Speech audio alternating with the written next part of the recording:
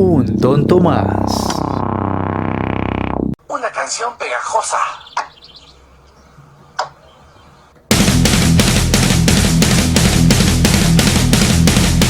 Metallica es Metallica.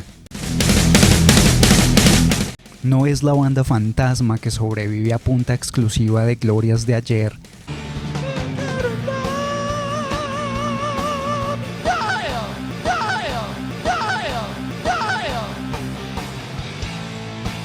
Es la misma tonta Baby Malibu con un sombrero distinto. Sigue teniendo todos los horrendos estereotipos de antes. Pero el sombrero es nuevo.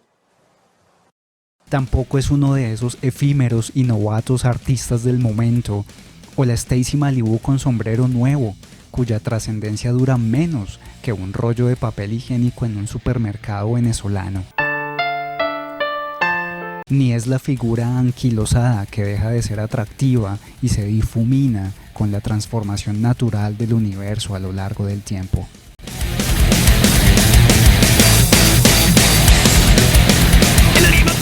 Metallica es la razón por la que hoy hay miles de millones de rockeros en el mundo, quienes hace unos 20 o 30 años hicieron de este género su estilo de vida, gracias a que escucharon una de sus canciones. Es el más grande de los cuatro grandes, es el que tiene la antorcha pasada por Sabbath y Motorhead, con la misión de mantenerla encendida. Metallica es Omega y Alfa. Sí, así, al revés, pues una de sus habilidades es reconocer los momentos en los que hay que dar cierre a unos ciclos y por continuidad apertura a otros que repercuten en una propagación global de su nombre y su legado. Metallica ni siquiera es Metallica, es Metallica. Y para entender ese fenómeno hay que reconocer que su inteligencia y enfoque para dominar el mundo es bravísima. ¿Ah? ¿Habían olvidado ese propósito? Metallica's Fight for World Domination se estableció como consigna desde siempre, desde que Lars Ulrich tenía 18 años y el parecido físico a una joven Susan Sarandon. Esas 5 palabras aparecían en reuniones de formación de la banda, en los primeros toques, en los librillos de sus cassettes y CDs. Esa es la meta. Y ojo que digo es la meta, no fue la meta. Porque ellos no se referían a estar en los ojos, bocas y oídos de todo el planeta temporalmente, sino estarlo hasta donde les alcance el ímpetu.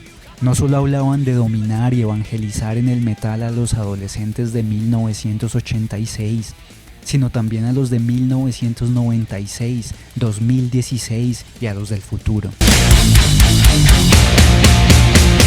We're so fucked. Shit out of luck. Hot rod to self-destruct. Es por esto que Metallica se renueva como lo hizo hace 20 años con las canciones y letras emocionales e introspectivas del Load. Un logo nuevo y un aspecto estilizado acercándose a los jóvenes de la época.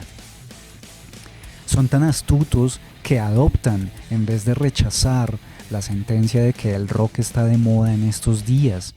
Eso es un hecho innegable, así a muchos les duele a su corazón true metalero.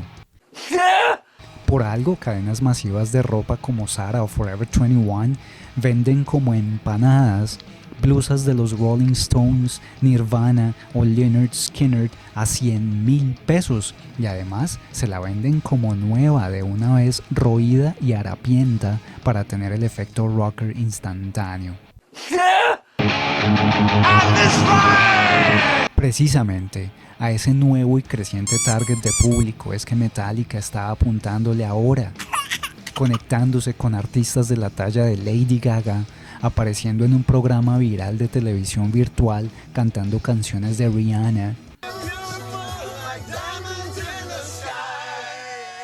moviendo redes sociales a diario y haciendo que el mundo entero, medios, seguidores, detractores, la industria musical y hasta su tía Nancy hable de ellos, lo cual repercute en conciertos abarrotados de un público puberto y neófito en el ámbito metalero, un público que se enganchó gracias a los cabezazos comerciales de James y Lars, Los rockeros de los próximos 20 años están formándose hoy, así como pasó con usted, querido oyente, y conmigo cuando éramos víctimas del acné y demás cambios corporales propios de la adolescencia. Es una tarea hercúlea y valerosa de la que se encargan estos señores, una tarea que hace que en la actualidad se sigan vendiendo 5.000 copias semanales del álbum negro y que el Hardwired to Self-Destruct haya sido el disco de metal número 1 en ventas del año 2016,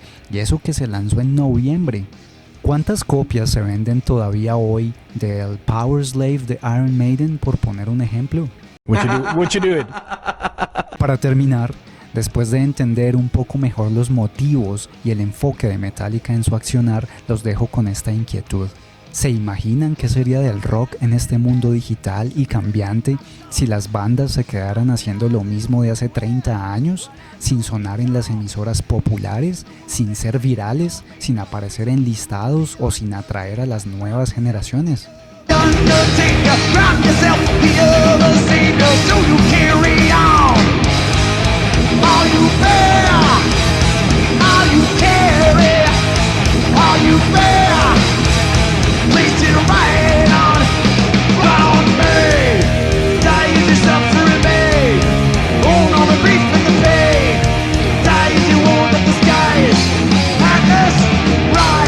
¿Suscribirse o no suscribirse?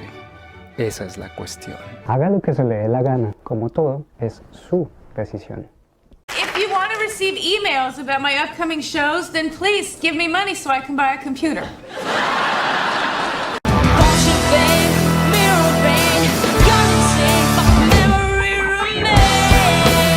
Give me your money, punk.